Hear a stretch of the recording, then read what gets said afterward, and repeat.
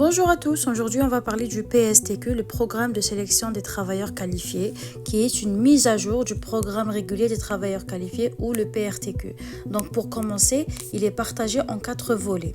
Mais avant tout cela, on va dire que l'idée principale de ce nouveau programme, c'est que c'est un programme qui est plus rapide et qu'ils sont plus focalisés sur la langue française.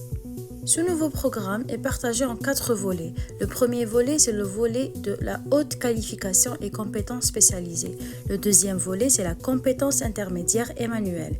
Le troisième volet, c'est la profession réglementée. Et le quatrième volet, c'est le talent d'exception. Donc, concernant les critères de sélection, la première chose à savoir, c'est que ce n'est plus un système de points. Donc, il n'y aura plus de score ni de pointage. Quels sont les critères de sélection ? Donc pour le moment, ce n'est pas encore clair à 100%, mais c'est l'idée globale, on va dire, c'est que c'est une sélection qui ne requiert pas de points. Donc ce n'est plus un pointage ni un système de score comme le PRTQ. Donc aussi il faut savoir que la sélection sera selon le besoin du marché du travail du Québec ou le besoin carrément du Québec. Aussi, il faut savoir qu'ils ont limité l'âge à 55 ans, donc il faut avoir minimum 18 ans et maximum 55 ans.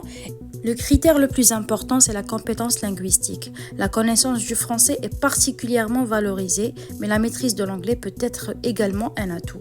Je vous mets le lien de ce fichier en bas de la vidéo. Si vous n'arrivez pas ou vous ne parvenez pas à l'ouvrir, envoyez-moi un message et je vous l'enverrai dans les messages. Donc, n'hésitez pas à poser vos questions d'ici là, mais en tout cas, tout n'est pas encore sorti.